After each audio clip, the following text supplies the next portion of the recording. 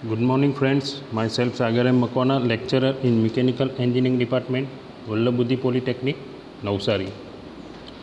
Today we are going to learn topic effect of changing various parameters on break-even point.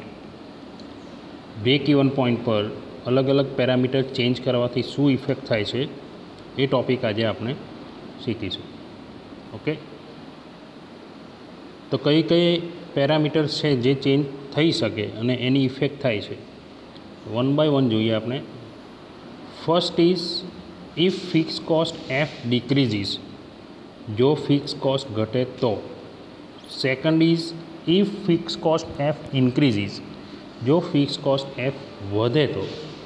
Then if variable cost V is decreases, variable cost ઘટે.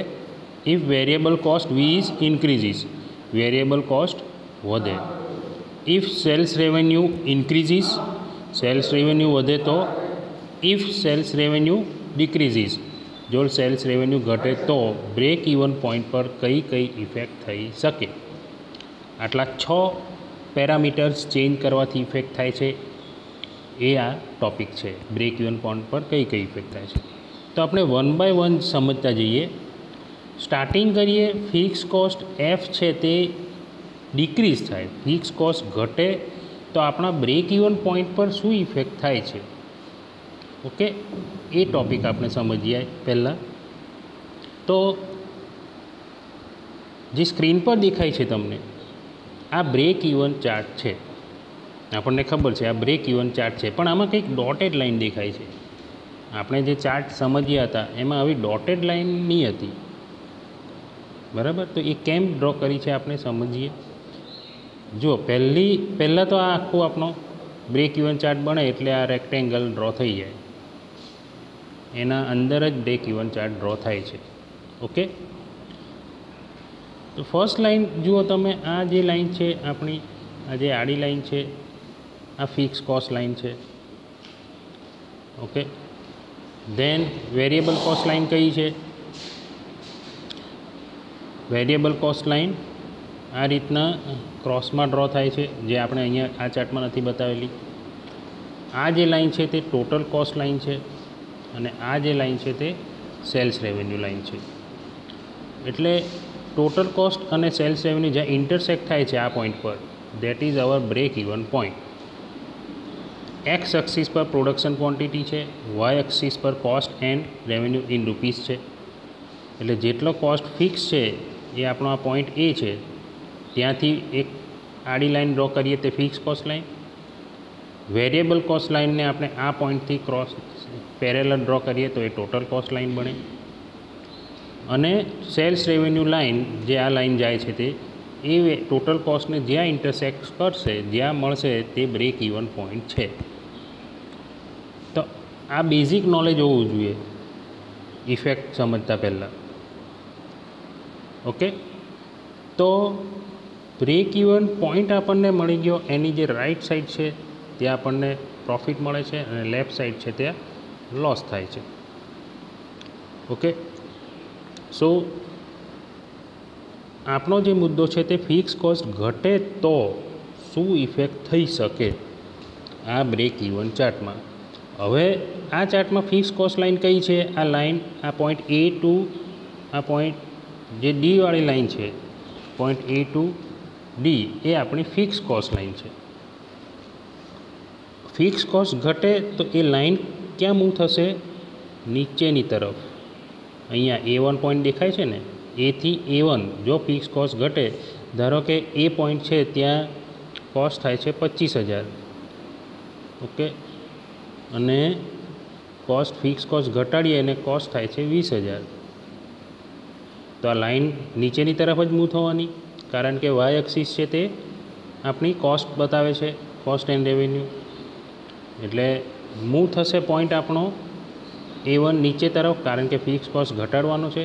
એટલે જે આ line છે આપણી fix cost line, એ ઘટશે. એટલે આ નીચે ડોટેડ લાઇન જે બતાવે છે ને, આ રિડ્યુસ ફિક્સ કોસ્ટ છે, જેને આપણે નામ આપી દીધું A1 D1 લાઇન.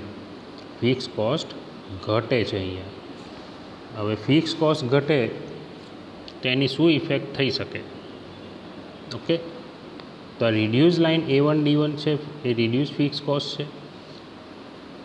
તો આની ઇફેક્ટ આપણા પ્રોફિટ લોસ પર શું થશે? તો જે ટોટલ કોસ્ટ લાઇન છે, આપણે જાણીએ છીએ કે આ જે લાઇન છે ટોટલ કોસ્ટ લાઇન, એ હંમેશા ફિક્સ કોસ્ટના સ્ટાર્ટિંગ પોઈન્ટ પરથી જ ડ્રો થાય. તો અહીંયા એ બી લાઇન છે જે છે આ લાઇન એ બી લાઇન તે ટોટલ કોસ્ટ લાઇન હતી જે ઓરિજિનલ ફિક્સ પોઈન્ટ એ પરથી ડ્રો થતી હતી. પણ આ કેસમાં ફિક્સ કોસ્ટ ઘટી ગયો છે એટલે આપણો ફિક્સ કોસ્ટનો સ્ટાર્ટિંગ પોઈન્ટ A1 થઈ જવાનો. તો ટોટલ કોસ્ટ લાઇન પણ A1થી સ્ટાર્ટ થશે. એટલે આ જે ડોટેડ લાઇન દેખાય છે ને એરી આખી આ જાય છે તે A1 થી B1 સુધી, આ આપણી નવી ટોટલ કોસ્ટ લાઇન થવાની. ઓકે, નવી total cost line A1 B1 થઈ જવાની.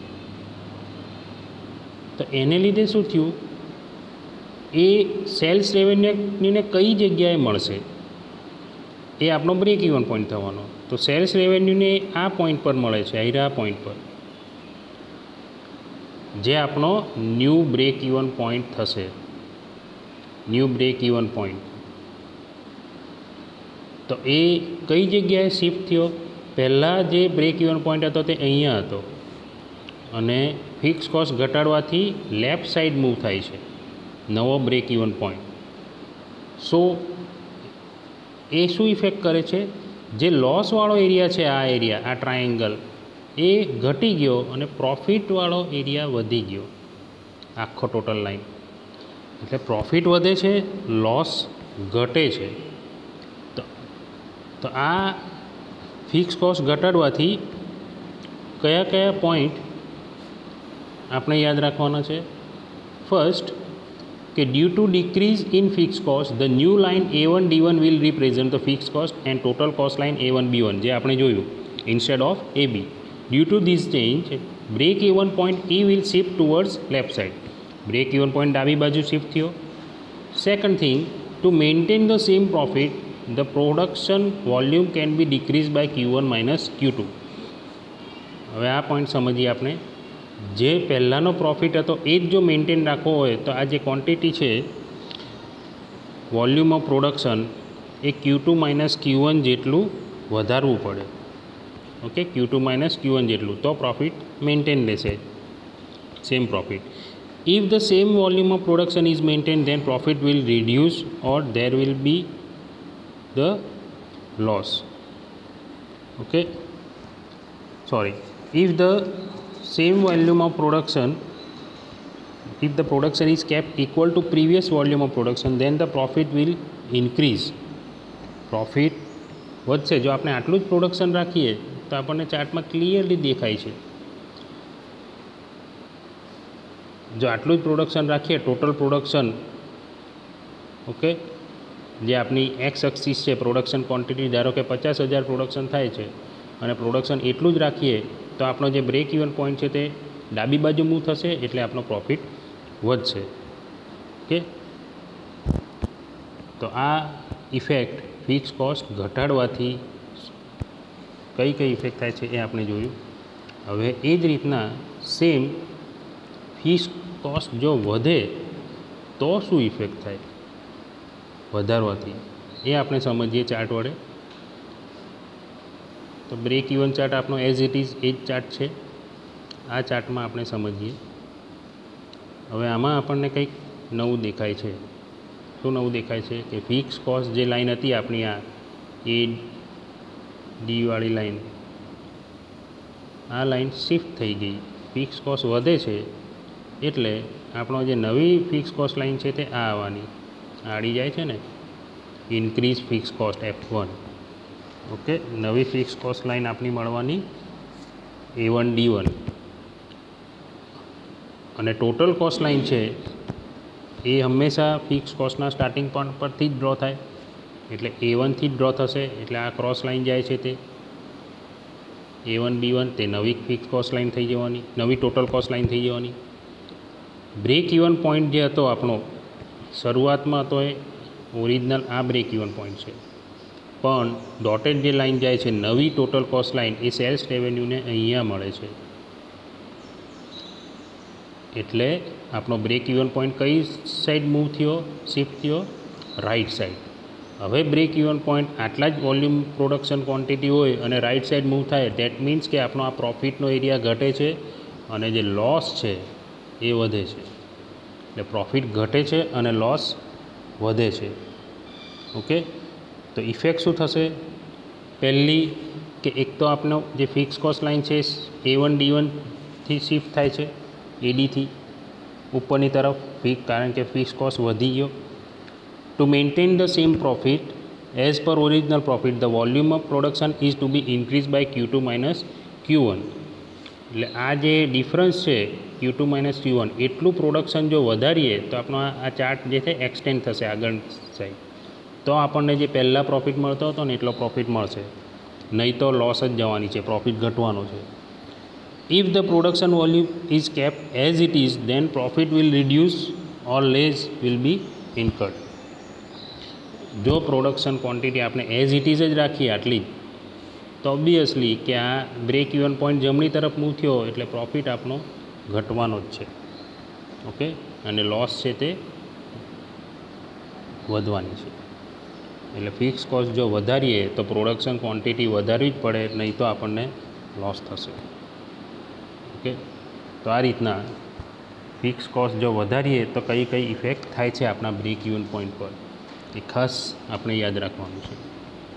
ઓકે, તો આ બંને ચાર્ટ વડે આપણે સમજ્યા ફિક્સ કોસ્ટ F વધે તો શું થાય, this is, and fix cost ઘટે તો શું થાય, અને ટોટલ આટલા પેરામીટર્સ ચેન્જ કરવાના છીએ અને સમજવાના છીએ આપણે. નેક્સ્ટ લેક્ચરમાં આપણે વેરિયેબલ કોસ્ટથી શું ઇફેક્ટ થાય છે અને સેલ્સ રેવન્યુમાં વધઘટ થવાથી શું ઇફેક્ટ થાય છે એ સમજીશું. Okay, thank you.